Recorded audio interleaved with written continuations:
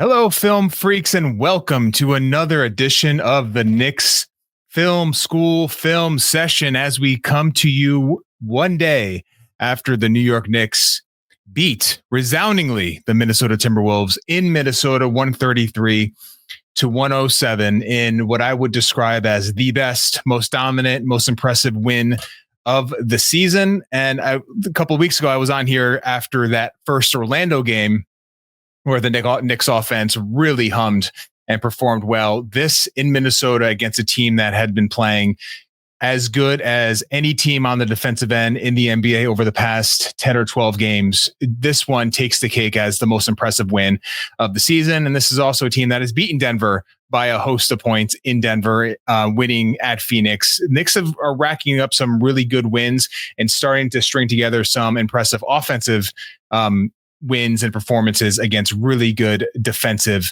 teams. So really stoked to get to this one, break this one down. I have a lot of clips that we will go through. We'll start in the first quarter, get through most of the third, depending on time. But a lot of good things went down in that game against the Timberwolves. And of course, the Karl-Anthony Towns coming back, the emotional aspect to that, how well he performed, 32 points on 12 shots, 20 rebounds, 6 assists, 4 turnovers. Those came in, I think, all in the first quarter as he was sort of trying to get his rhythm, get used to how the Minnesota Timberwolves were playing him, and the fact that they were playing off Precious Achiuwa. We will get to that, the impact of Deuce McBride when he came into that game.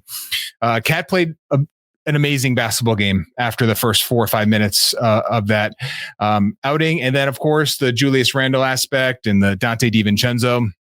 DiVincenzo really didn't make a big impact on the game, good or bad. Randle came out firing, made a bunch of shots on Achiuwa, but his sort of attitude and Jamal Crawford on the broadcast put it, I think, really succinctly that he wanted to punish the Knicks and clearly came out with that intention, but it might have bogged down the Timberwolves offense a little bit, and he slowed down as that game progressed. So without further ado, let's get right to the film, and it's going to be a fun one to break down. So I hope you guys have as much fun as I am in reliving a really impressive New York Knicks victory. So we're starting in the first quarter, and it's 7-3 Minnesota. Again, the Knicks sort of gotten off to a little bit of a slow start. The Timberwolves came out with a lot of intensity, specifically Randle, and the Knicks had to take that punch and stay upright and not get knocked down in the first quarter, and they certainly did that. So we're early in the game. We're 10:34 left in the first quarter, and the Knicks are going to run their pistol action. And this is going to be what we would call 21 dribble. And it's basically Brunson using his gravity as a passer to get a lane to the basket. So let's go through this. And this is your typical pistol set, as I've talked about many times here already. You're going to get your player in the corner is going to come up. Now we can get a dribble handoff. We're going to see what Brunson ends up doing with this, but there's a lot of things you could do here. And then you're going to have your trailing big as the third aspect to this typically 3-man, fast-paced, quick-hitting offense. So as Brunson comes in, and we're going to get that inverted step, and that's a real weapon for Brunson. That is this step right here as he sells the DHO. And you can see as he does that, Daniels has now opened himself up, likely to take this switch. So as Bridges comes around with this DHO, as he's anticipating, McDaniels is in position to switch that. And then you can see Conley ready to take the Brunson matchup. As Brunson comes over to get that DHO or to pitch it to Bridges, he is going to keep it. That's your 21 dribble, and he's got a lane to the basket. Good start for Brunson, who didn't have a big time game. I thought his floor game was really strong. And now here's a little bit of where the Knicks offense got a little clunky with Precious Achiuwa. This was a big benefit for the Timberwolves when you can have Rudy Gobert on a non-shooter. He can now sag back into the paint and affect the Towns drive. Knicks quickly adjusted with this, but on this play, you can sort of see the impact. So as Towns drives, there's just a host of bodies for him to deal with. And that is the impact of having a guy that you are not going to worry about above the break. So as Towns drives, he makes the right basketball play, kick out to Achua, who's not going to shoot that ball or is not comfortable, dribbles up to the free throw line, rims out. Even if he makes that shot, it's an indication that that is going to be a tough way of generating offense for the New York Knicks. Achua is still in the game here. And this is going to be an area where the Knicks really did a nice job. So when you have Julius Randle and you have Anthony Edwards as your tag defenders, or anyone as anytime they're going to be in low man help and they're tasked with playing to be really engaged off the ball and then come over for help at the rim, you can take advantage of that. And the Knicks did that time and time again. Here, you're going to get a simple 5-out look as Bridges cuts through. He's taking Connolly with him. And then basically you're going to allow Brunson to cut this 45 cut to the rim. And this is what Towns has been doing all season, finding cutters. Knicks have been so proficient with their cutting efficiency, and their volume is also up. And that's not just Brunson, of course. That's Bridges. That's Anunoby. McBride was in the game. Josh Hart. The Knicks are utilizing the standstill passing ability of Karl-Anthony Towns to a really impressive degree.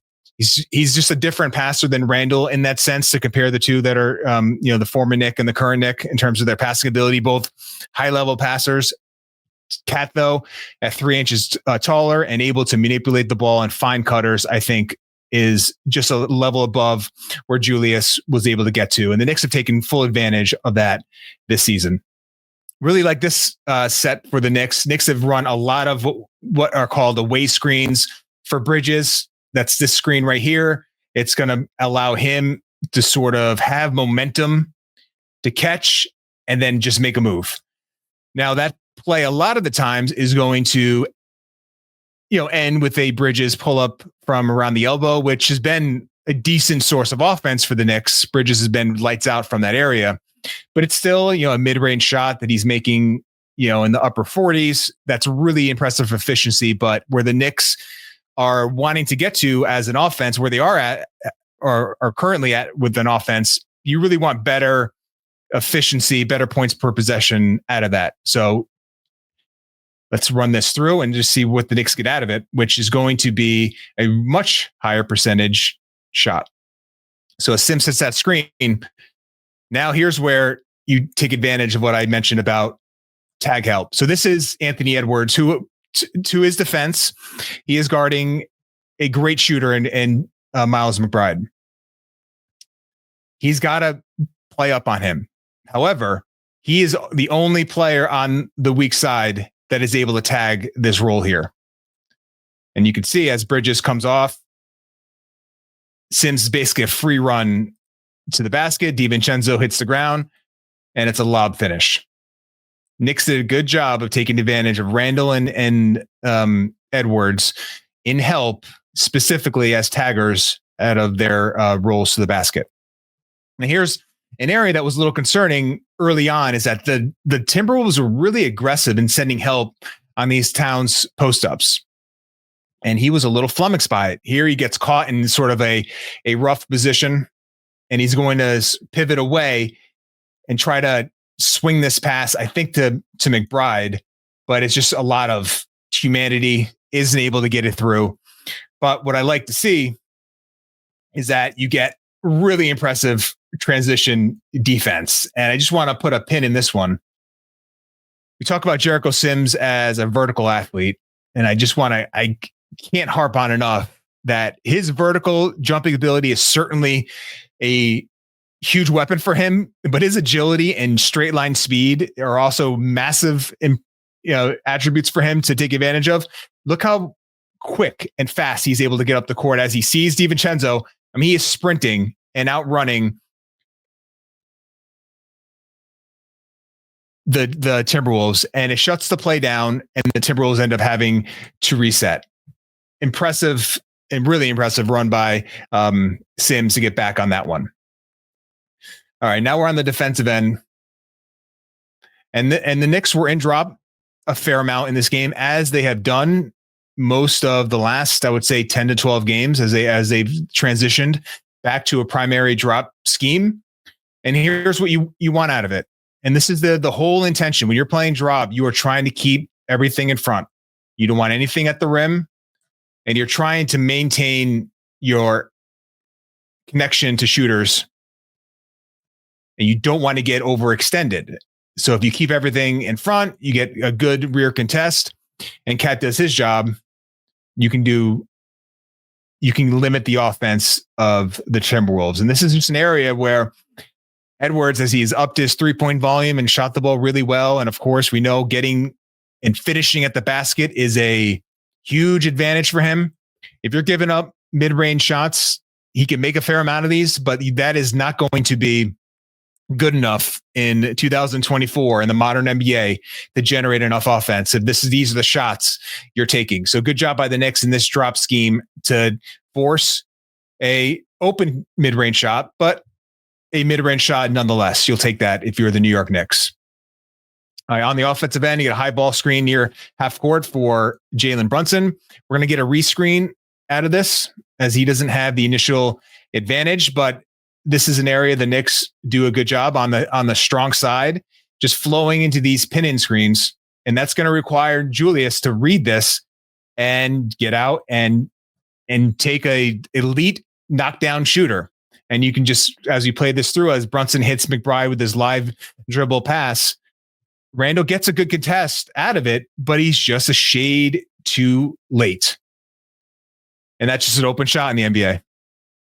So from the corner, a great 3-point shooter. Despite the late contest, that's an open look and a shot you can't give up on the strong side. This one was impressive by Brunson here, as he's going to jump Randall. I think surprised him with how aggressive he's going to hedge this ball screen. So as Randall wants to bring Brunson into the action, watch how quick Brunson jumps this. Boom. Now, if you're hedging a ball screen, and this is something that Benji has talked about, I've talked about, the goal is to either get the ball handler to pick the ball up or reroute the opposite way. Like the one thing you don't want, this is something Brunson has been susceptible at allowing, is to get around that hedge and get into space, the ball handler. Brunson is so aggressive getting out to wall up Julius that it's going to cause just mayhem. So as he does that, he knocks the ball away, and Anunoby just pounces, and the Knicks are off and running. And this is sort of like the first indication that defensively they were getting their sea legs after Randall hit a bunch of tough shots against Achua. Really good defense by Brunson to knock the ball away. Again, watch how quick he is to jump out on this play. And that's just awesome. That's awesome individual defense by Brunson. High effort, great motor. And then, of course, Anunoby, one of the best transition finishers in the NBA, completes the play. All right, let's go. We're still on the defensive end. We get an away screen. So we saw Bridges get an away screen on the Knicks side. Here's an away for DiVincenzo to come off with some momentum, either for a catch and shoot opportunity off some movement or to turn the corner, get downhill.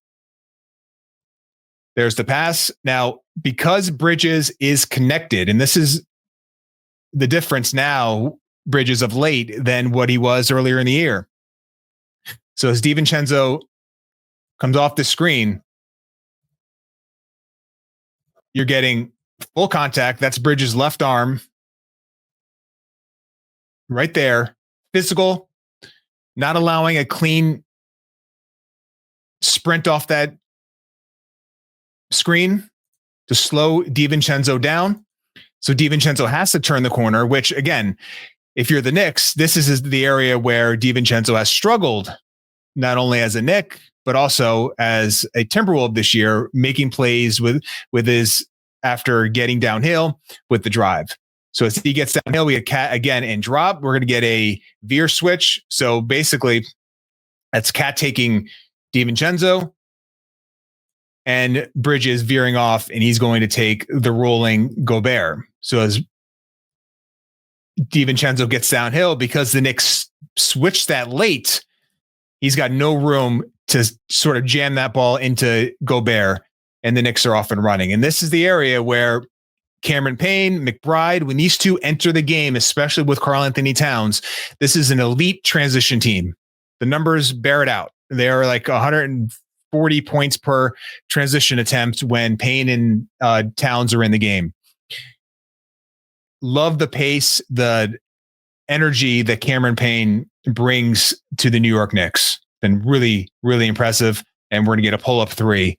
And his shooting has obviously been excellent this season. So here's DiVincenzo again downhill. This time he's going to finish with the left hand, but look at the pace. Quick, ball's out, up to Payne. Gobert again. He was matched up against Towns a lot in this game. You can tell a big that's designed to help his teammates and to protect his teammates and be in help and protect the rim, so that he's got to watch out for arguably the greatest 3-point shooting big man in the history of the NBA, but his instincts are going to take over in the end. So as he sort of just gets a little too deep, we get the trailing Towns, and that's just too easy. Excuse me. So that really started to get Towns going offensively. Here's just great individual defense by McBride. Slides with Dillingham, stays in front, forces a jump pass, nowhere to go. We get a turnover, and the Knicks again off and running. And this is the connection that Bridges has with Campaign as he sees him in this area with a bunch of space. So you get basically a double gap here. You have space here. Bridges, his off-ball movement has been impressive this year. Little drop pass. And he gets a lane to the rim. And he's been making that floater of late as well. As well as Karl-Anthony Towns played, I thought Bridges was almost as good. He was on both sides of the ball. So when we have the 3-point shot in the trail position, that's going to force the defender, Gobert in this case again, to press up. And then you get the other piece of it. Look how much farther he is. Right up on Towns. And what are we going to get? As Bridges spaces out to Cat's left, we get a downhill drive. McDaniels does a nice job, actually, of getting himself into position to take this charge. And this was before Cat came over to the Knicks. This was an area where if he's got the ball in his left hand and he's getting downhill, he can get in trouble. He can get a lot of charges called on him. But look at the ability here to maneuver around McDaniels and finish this play. Again, it's your 7-foot center, gets right around him and finishes. Almost unguardable, especially against a prototypical big that is obviously predisposed to help and get deeper into the paint. Really tough to ask that player to defend Karl-Anthony Towns in these trail opportunities, because he can shoot it as well as anyone that's ever played the game at his size, and because the drive is killer. Knicks have extended this lead to 10. Now we get Anunoby, who I thought gave Randall some fits in this game. So the Chua gave up some points, but now I just want to just point out the Knicks really loaded up help. So if you're Julius, your drive left, if you're trying to come down on your left hand, I mean, Bridges is gonna be there to swipe at the ball. He's not going to his right hand typically, but if he is going to go to his right hand, Payne is there. there's not much for him to do in terms of driving the ball and trying to force a collapse of the defense and to force an advantage for his team and to spray the ball out. Knicks were not going to allow that. So we get a jab step, contested mid-ranger. Great box out by Towns. Great box out. Look, just watch him get his body into Gobert, but also a visual on the ball. Nice defensive possession by the Knicks. And this is just, the only reason I put this one on there is because it's a ridiculous shot. This is not anything special in terms of an offense. There's not much going on in terms of actions that's going to generate a good look. This is just Karl-Anthony Towns being a freaking sniper and having the release point and the release, not the release point, so to speak, is that his release point, if you look at it based on his height, is actually on the low end. But what that low release point does, it allows him a much quicker release for most players in the NBA, let alone guys that are 7 foot.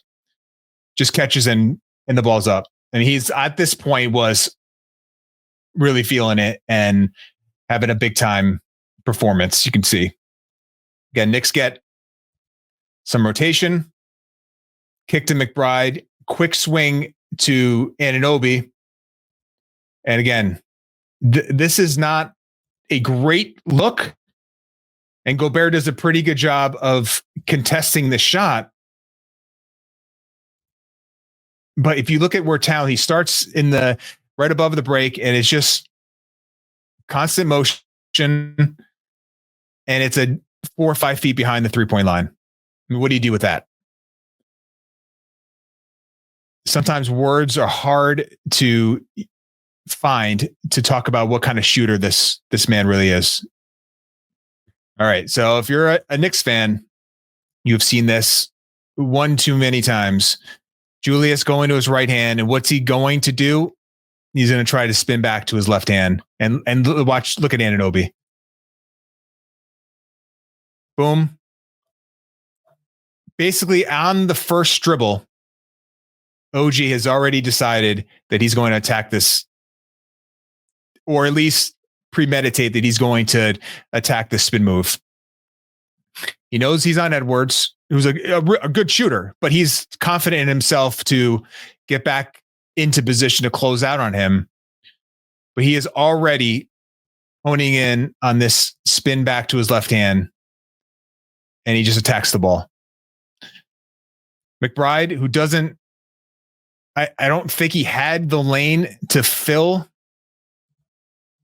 for the true 2-on-1. So I think he actually, despite my predisposition of guys fanning out to the 3-point line a bit too regularly in the NBA or in the basketball in general at this stage, I thought he made the right decision to get out to the corner. Good find by Anunoby, and we get another knockdown. 67-41. Missed 3 by Julius. And we get an empty corner pick and roll here.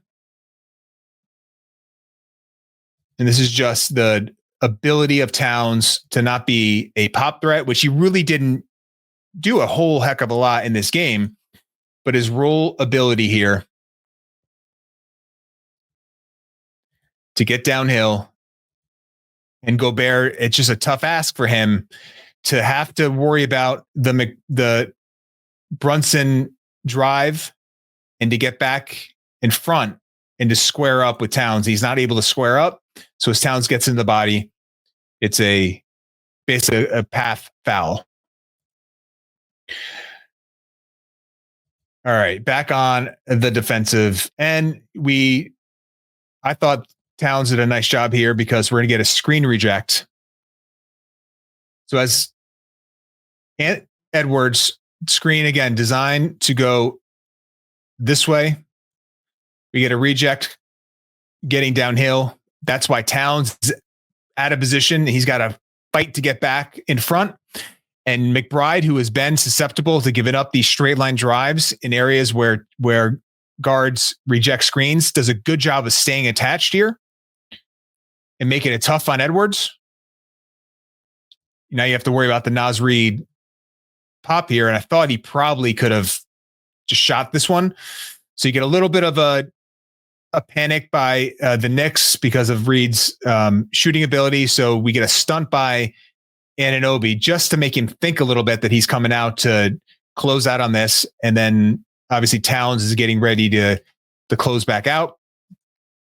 He does. We get a swing. Again, I think the Anunoby stunt forced that pass over to Randall. And the Knicks are basically reset and in a good position. Towns helps on the Randall drive. And again, there's just not a lot of driving room, and your Knicks are giving up these contested mid-range shots. So we look at what Randall is seeing. This is a single gap he's driving into. That's always going to be tough. Single gap. When you have a player one pass away, when you have a defender right there, that's a single gap that he's going to have to get through. So he draws a little bit of a help, but he's quickly kicking that to Reid, who generates a closeout against Towns. But Anunoby does a good job of just staying in the driving lane. Knicks really loaded up help against the Minnesota Timberwolves. They did it in that first Orlando game that I broke down here. Just heavy gap help against a team that is not a great shooting team. And we get a contested, just a tough floater that the Knicks end up securing that rebound. Nice little sideline out of bounds play. Pitch back to Brunson. Screen Towns. We're going to pass to McBride, and then you get that Edwards switch off that. So as Brunson gets that initial screen, Timberwolves are going to switch this. So now you get Edwards matched up on Towns, and it's just good recognition by the Knicks and quick, active, get the ball to Towns on the mismatch. This is the difference I thought in the second quarter versus the first, where Towns just made quick decisions. Quick cut by McBride, gets a paint touch. Randall does his job, taking away the paint, but that leaves Anunoby to cut baseline. And it's just a good offensive set. And we're going to dunk by Anunoby. 28 points. I mean, the Knicks really just bludgeoned this team. It was so impressive. All right, McBride again, point of attack. Gets over the screen. Gap help by Anunoby, swiping at the ball.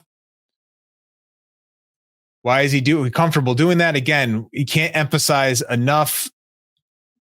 It's Julius Randle spacing out. So as we get the swipe down on the ball, that's going to cause the kick out. We're just trying to disrupt the ball handlers. And we get this mismatch initially with Reid and McBride, and Towns on and a kick out. Good defensive set by the Knicks. You're forcing, mediocre to decent shooters take contested 3-point shots. It's been tough on Edwards getting to the basket. There's just not a lot of room for him to go and drive. Good job by Anunoby, who ends up getting picked off on this screen by Randall. But this is the benefit of having Achua on the defensive end, is that you can switch this and feel comfortable that Achua is going to be able to slide with Edwards and force a tough shot. So as Edwards gets downhill, again, he's got, what's he contending with? Despite this being the strong side, Bridges with his length can disrupt the ball right there. And still, if the ball gets kicked out to McDaniels, he's in plenty good position to close back out. Towns, because of Gobert's being in the dunker spot, he's here and help. So yes, it's going to be a layup at the rim, but this is a contested. He doesn't end up getting the shot because Bridges ends up getting, I think, a hand on the ball, and it's a turnover. Knicks just made it really tough all night on Anthony Edwards. All right, so here's an action the Knicks have run. They started running this last year when after the Bogdanovich trade. It's a UCLA screen for Bridges to take this cut, and he's going to swing back around, and he's basically going to get a stagger away to catch on the move coming right about here. And with an empty side pick and roll, once Anunoby sets that initial ball screen, he's coming over to set an empty side screen with Brunson. And you can see what the Knicks generate out of this. They don't score on it, but it's just the process was really impressive. So Bridges, he's going to come off that stagger away. And you can see you typically don't get this much space between the defender and the ball handler. But if you're going to allow this, Knicks are going to likely get a good shot out of it. So as Bridges takes this ball, he gets 2 feet in the paint. Despite the Gobert contest, I find this to be a good-looking, good, efficient shot. Knicks aren't able to convert. Great job by Towns to secure that offensive rebound. That's a contested offensive rebound. Again, Bridges gets it in the paint. On the scramble, Brunson is relocated to the right wing and a wide open 3-point shot. He's going to miss the short, but you love the process, love that action by the Knicks. Knicks have done a good job of getting Bridges in opportunities where he's catching it on the move without the ball. So he doesn't have to create so much with the ball in his hands. He's getting into nice opportunities just by the off-ball screening. All right, Towns trying to get post position on Randall on the catch. Not much of a driving lane here. So a quick spray to Brunson as the T-Wolves were really aggressive doubling on Towns and post-up. I thought too aggressive on that one. Brunson's easily going to beat that close by Conley. Bridges momentarily bobbles the ball, but he's going to regather. Nice little bump. Able to clear some space against a great defender with a short mid-range shot.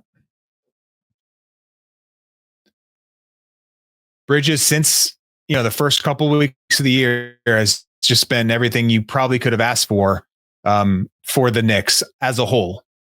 Really impressive last few weeks. So here we get Towns being a little more aggressive on this screen. I think a play before this, he was low in his typical drop and gave up an open 3 to Edwards. I thought Tibbs initially, right after that play, was upset that Towns was too deep in his drop. So here on a play that's a possession 2 later, more aggressive at the level. And Anunoby again in help, forcing Randall to create against Anunoby. Little push off, step through. It's a good offensive move. Just not able to complete it. But again, the ability by the Knicks to shut down that Edwards initial drive, forced a kick to Anunoby, who was in heavy help here. So if you're Edwards, well, where's what are you doing with this? There's just not much for him. Does he have the pass to Gobert? Even if he does, Achua is in easy position to come over and either draw the charge or take away that pass or limit whatever Gobert was going to do with the ball. So I think Edwards makes a fine decision to get that ball over to Randall and have him create. But again, if you're the Knicks, Randall creating against Anunoby is probably an outcome you're not too upset about. The Knicks just really they get the ball at the court. That's Achua really flying. Here, let's bring that back. You can see Achua using his speed to get out and run. Nice find by Bridges. And Achua I don't think, played a great game. I thought, especially not really on an individual basis, but as a component on the Knicks starting 5, just really was allowing the Timberwolves to play off him to the point of having Gobert guard him and really disrupt things. Once Achua was out of the game, Timberwolves made the decision to have Gobert guard Towns. He probably could have went in other directions there, but they ended up having Gobert guard Towns, and it just, at that point, makes it real tough for the Timberwolves to generate good defense. All right, this was a nice... here, let me pull that back a little bit. So let's run that through from the beginning. It's a quick paint touch by Bridges. And again, Achua not being guarded here. And Towns as a trail. Again, if you're Gobert, what do you have to, instincts aside here. I know he's in help, right? But you can't be here trying to help on this Achua drive when your matchup is Karl Towns. I mean, he should eventually know. I mean, Towns at this point had been firing on all cylinders, and it's just lackluster defense by Gobert. I think some of the blame has to go to the Timberwolves coaching staff for putting him in that position. But just watch Anthony Edwards.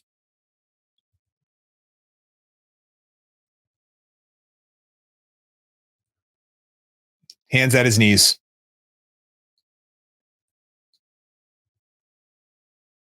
Right at the elbow here. He knows that it just, you can't allow that. And again, we talked about Edwards in the post-game show. He mentioned the fact that driving lanes are just not there. Teams are in gap help against him in most games. To me, it's like, can you blame him when you look at this possession here? Just not a lot of room for him to operate. Good defense by Towns. Run that one again.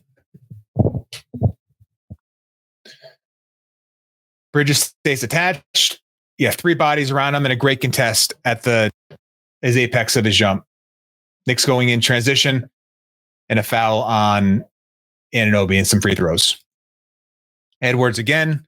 The Bridges did a really nice job of staying attached. You get that switch again. We talked about the Knicks they switched earlier. And they trust Towns again to switch this one. This time they're allowing him to switch in isolation on the perimeter. Little boomerang pass back to Edwards. Boomerang is just a pass to your teammate and a pass immediately back, just to allow a little more room for the offensive player in a switch mismatch situation. Towns gets into a stance, and that's just a pretty low percentage three, and a great box out by Jalen Brunson, who knows that his center is out guarding the ball. So he gets his body in between his man and the rim. And this is just fundamental, good sound basketball, good box out. Knicks get that rebound. Credit to Jalen Brunson, who I thought had a really nice defensive game overall. All right, empty side, pick and roll. Quick switch, flip back to Achua. Knicks running a little pin in action over here between Bridges and Anunoby. Nothing is going to materialize, but just what I like about this is the Knicks' pace and the ability to get it to the second side. So you're at the weak side now, which has now become the strong side, and watch where the ball ends up going as nothing is able to materialize here. Flare screen by Towns. And Brunson is relocating to that corner, and a really nice live dribble pass by Bridges. Movement three by Brunson. Just great offense. Miami action. So Miami action is basically a DHO into a ball screen. And I talked earlier about how the Knicks have done a nice job of trying to get Bridges momentum on these catches. So what Miami action does, and this came from the Miami Heat, LeBron, Dwayne Wade, like that group, because it was a way for Wade to catch the ball on the move without having to create with the ball in his hands to create an advantage. So as Bridges catches, Achua sets the ball screen, doesn't really get much contact, but Bridges, by his ability to cut that angle pretty tight and a nice throw dribble here, that's the extension of the hand right there. We call that a throw dribble, just to get a little more momentum getting downhill. Now we're attacking Julius in space. Gets into the area that he has just been money all year. Decent contest by Randall, but a nice shot by Bridges. Again, you want to get your players. The Knicks started doing it with Anunoby last year. I think to pretty good effect with zoom action. Chicago, this is another way of getting your ball handler or your scorer a chance to get an advantage without having to do all the creating in the middle of the floor with your traditional ball screen. DHO into the ball screen, Miami action, and you get downhill into a pretty highly efficient shot. All right, well, one more before we wrap here. Nice catch by Achua here. And I thought, I said this to Benji now, we were talking about in our most recent X's and O's show. You can catch that on the YouTube channel. His ability just to do a little more things with the ball in his hands, I think is a benefit for him in terms of the backup center minutes when you compare him to Hawkporty and Sims. This was just a nice indication that he's got a little more ball skills, and I think most think he has. This is a pretty good catch, one dribble, and the left-handed wraparound pass to the cutting Bridges, who finishes. And that's just not an easy pass. I mean, you can do this in an NBA game. Like, you have some skill here. And despite his lack of shooting, he could do things like this every once in a while. And you think at 24, 25 years old that there's a little more left to tap into for Precious Achua. So that'll do it for this session. Again, that was a blast to sort of rewatch, because I think it's the Knicks, like the vision of this team sort of hitting on all cylinders. And of course, for Towns to go 10 of 12 from the field. And since those few early turnovers, really played an almost perfect ball game from about midway through the first quarter on, and was, needless to say, the best player on the floor. I'm sure that feels pretty damn good for him.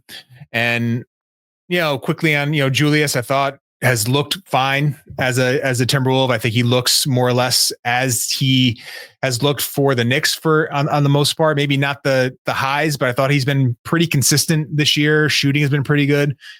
He seemed like he was going to go off for a 35, 40 point night early on, but I thought his shooting, his scoring, the volume of shots might have taken the Timberwolves out of their actions a little bit. But just in general, the Knicks are doing a good job. And I've said this before, when Tom Thibodeau has an opportunity to really hone in on weaknesses on an offense, like he really does a nice job. Arguably, I think one of the best in the NBA on the defensive side of the ball among coaches, in taking your weakness and really exposing it and making you beat them, beat the Knicks with that weakness. And the Timberwolves, with their lack of shooting, weren't able to do it. So the Knicks really loaded up help. That's a theme on the defensive end. Took Edwards out of the game, didn't allow him to get into the paint, finish, get the driving kick game going. And then on offense, the Knicks were just elite. 133 points against a team that was holding teams to under 90 in game, under 100 in most of these games of late. So you could not ask for a better performance by the Knicks, who now go to 17-10. I don't know if this team has another level to get to. They might. There's still, the Mitchell Robinson factor still pending. Josh Hart didn't even play in this game, but the way Bridges is playing, Anunoby, despite some rough shooting of late, his defense continues to be all NBA caliber. Brunson, even when his shot is not falling, he's playing just a masterful floor game, and did so in this game against Minnesota. So awesome game by the Knicks. Fun one to look back on. Happy holidays to everyone out there. I hope you have a very enjoyable break, if you can get one, just to recharge a little bit. We will be back next week for another film session. Benji will be here. We'll be doing these again weekly throughout the New York Knicks season. Be sure to like, subscribe, comment on the YouTube channel. I've tried to answer most, if not all, the comments that you guys are putting out there. Any questions, any clarifications that you might have, please do so in the YouTube comments, or find me on Twitter at DJ Ace NBA.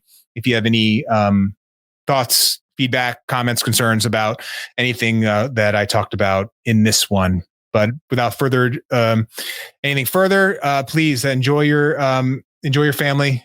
Be sure to check in on all the KFS items that we have going on. It's been a jam-packed in terms of the content of late, and we're really proud of the work we're doing. So all your help, supporting what we're doing goes a long way, and we certainly appreciate that. So thank you for joining and have a wonderful day.